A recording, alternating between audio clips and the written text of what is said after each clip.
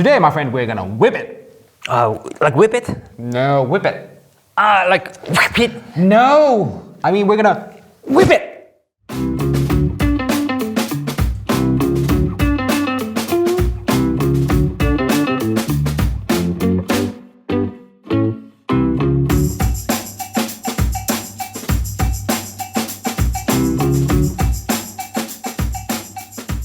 So today we're talking about whip pan photography. Now this is the type of photography that you usually see when you see a fast moving subject and there's a bunch of motion blur in the background and you get this feeling that you're tracking a fast moving subject through space.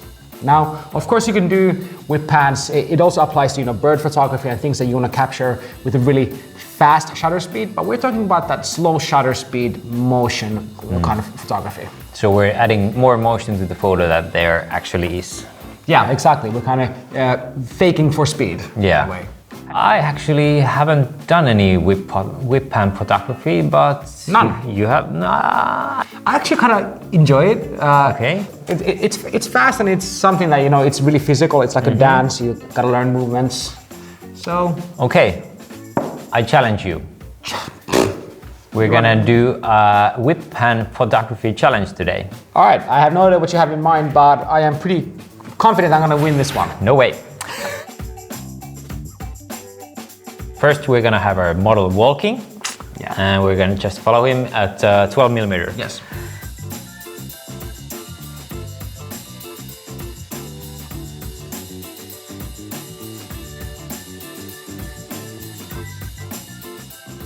Then we're gonna change to electric bike and try to capture the movement with our camera. Now, all of these were done at 1/30th of a second. Yes. So that's actually pretty slow for a moving subject. So we're kind of pushing our limits as well. Okay, there's one good. One good. The last one actually, once we go from 12 mil to 30 mil, 35 mil to full on 100 mil. Okay, 100 millimeters. Here we go. Okay. I don't think I got that. I was too slow. Nope, nope, nope. Yes! Look at that. There we go. I think you win. And the last bonus challenge here is we're going to do a very close whip by. So the bike's going to come straight next to us, and we're going to try to see if we can follow that really fast movement. And let's do the bike at full speed, like 25 kilometers per hour. Go! Oh, that was so close! So close, but not quite. Okay, last try, last try.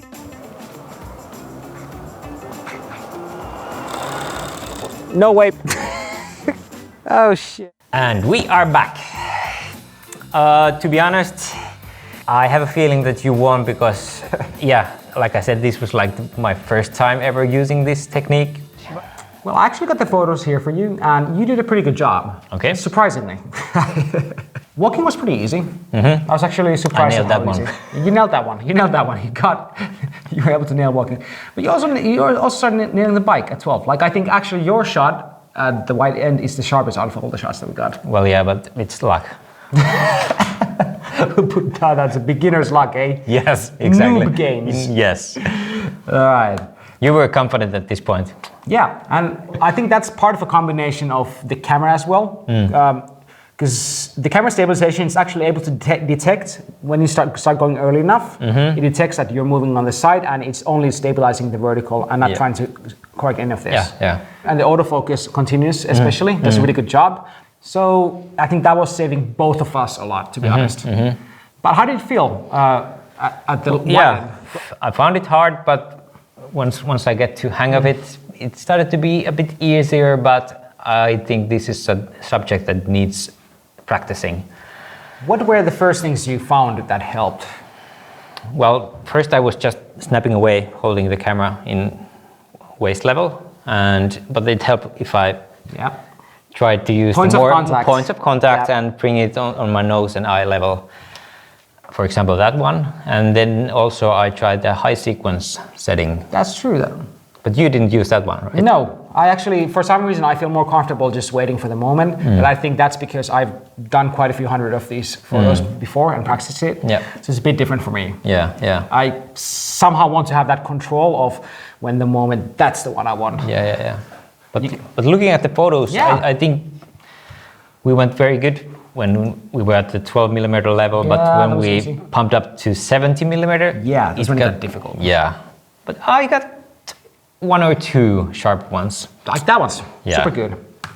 I noticed that, like you and me both, the difficult part was getting it sharp when it actually passed us, because it's slower, fast, slow. Yeah, exactly. So that's the difficult part. So we kind of count the shots that are sharp, on the side. Yeah, not coming at us. And especially when we pump up to 100 millimeters, and the bicycle was traveling right next to us. Yeah. I think neither of us managed to get a good one. On camera, I thought I had it, but no.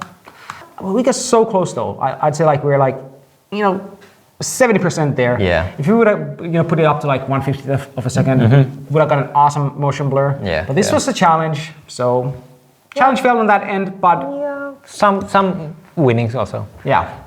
So key takeaways for you. Point of contacts and try playing around with the high sequence settings, or try just snapping one picture. Yeah, and some few pro tips. When you're panning, pan with your whole body, not just your hands. That's a big one. And then keep your other eye open. Oh yeah, so you can follow the subject. So you can follow the subject where it's coming. You always have an understanding of how fast the movement is continuing, because you usually want to snap 2 to 3 or 4 photos in that sequence. That's why I didn't. That's the thing. Okay, next time I know. Next time, but we're happy on that. Go and try it out. See how well you do. Yeah, on that note, see you next time. Whip it good.